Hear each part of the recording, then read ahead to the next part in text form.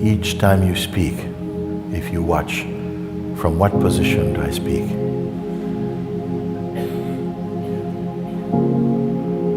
Is it from the person or from consciousness? And what does conscious need to say?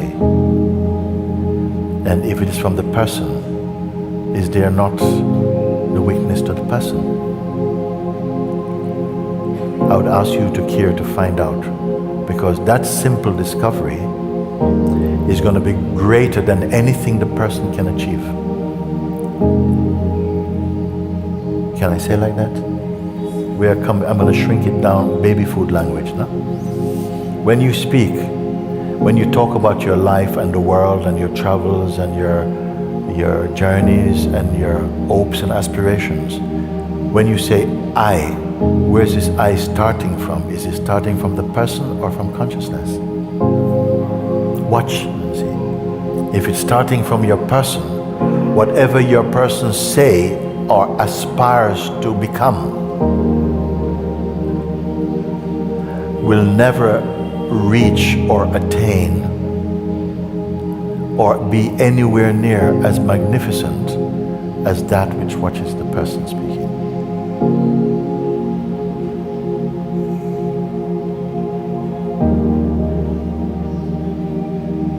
What I'm saying to you now, I hope you can recognize and prove into yourself. It's a reflex somehow to speak from, yes, I'm going to do this and I don't agree with this and what I think and you and blah, blah, blah. Where are you speaking from? Watch. I'm going to show you a new exercise. It's called eye watching. Watch your eye sense. Because until now, nobody is watching this eye sense. It's watching what the eye is watching and what the eye is saying. But I'm just saying, clarify the position of the eye that you speak from. Is this too complicated? No. So, watch this. Start if you want. I would say sometimes, go to any restaurant, any chai shop around here, they're busy enough and stuff. Sit there quietly and have a cup of tea and stuff, and listen to the conversations that happen, and watch where they're starting from. What did you think of this satsang this morning? I thought it was really good. I mean my mind. You, what do you think? Tomorrow we're going to go, I. And see each time the feeling of I, even sometimes if I is not used, the indication is of an I. Where does it start from? From personhood or from the sense of presence? And you have an idea of how your own sense of I is operating.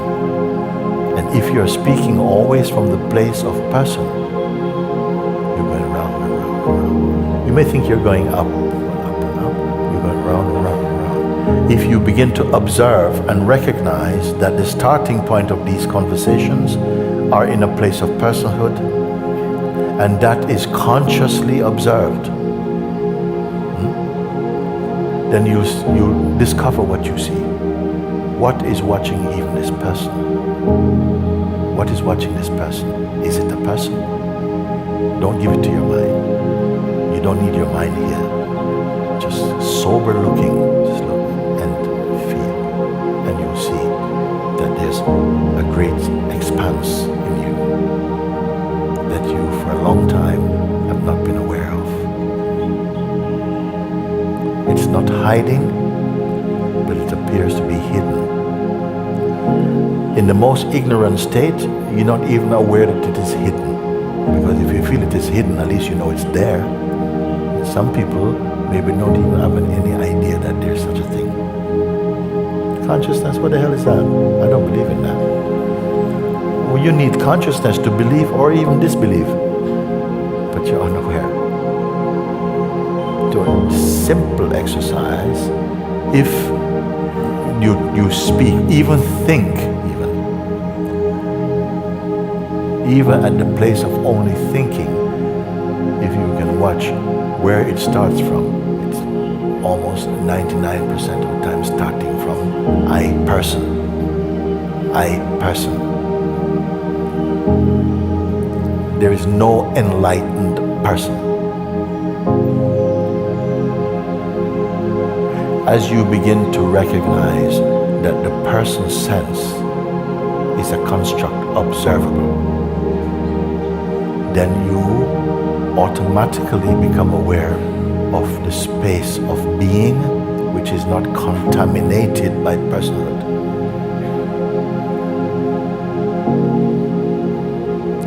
But then it was as though something is trying to shut that down, like pulling the curtains close. Say, no, come back to reality. Something is saying, meaning come back to the mind. But that is also observed. Don't identify with anything, just keep looking. And as you're looking, you're not taking any juice from what you're looking at, but from where you're looking from and what it is that's looking. There's another dimension undiscovered, largely. The dimension of being and presence. That's your first major leap into freedom. Come to this place first, and then I can guide you beyond even this place. Come to this place first. Conscious witnessing. In the beginning you might be fascinated that everything that is seen, has got some attitude stapled around it, generating from the sense of personhood. But this is seen. As soon as it is seen that it is a construct, you stop supplying energy. And the greatest energy you can give to something is to identify with it. You are hemorrhaging energy to something, to a tree that bears bad fruit. I'm not saying the world of the personhood is all bad. It is also consciousness. It is good and bad. It is full of promises, full of a sense of adventure, but very often of vain thinking, false perception, misconceptions, fantasy. When you discover more and more your observing place, you don't have to apply too much philosophy around it. It doesn't need any philosophy.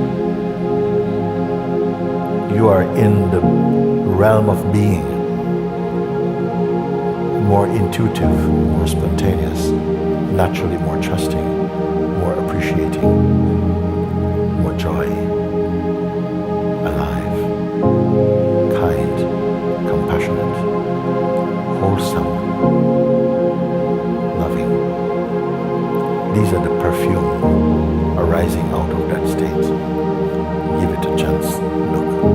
Look a little bit.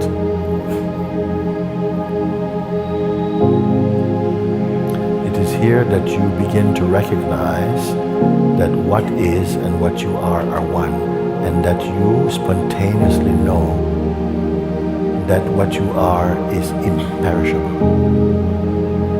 Then goes the fear of death, and also the fear of life.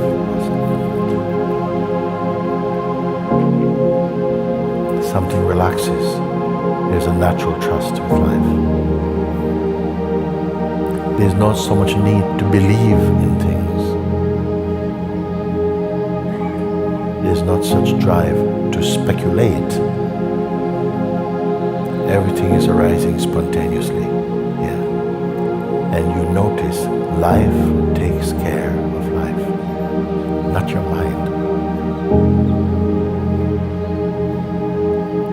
And spontaneously you're growing in trust, in peace, in intuitiveness.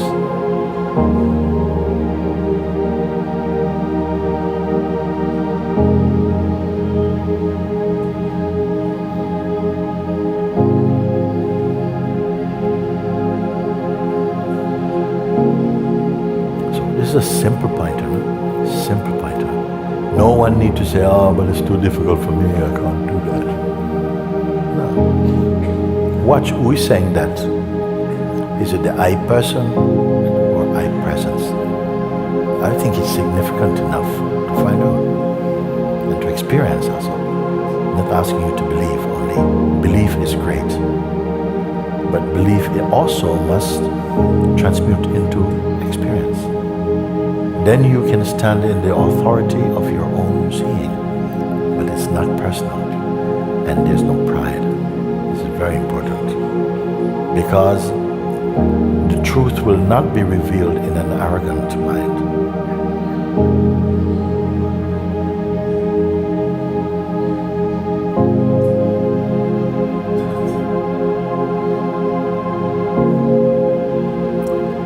So, are you full or empty?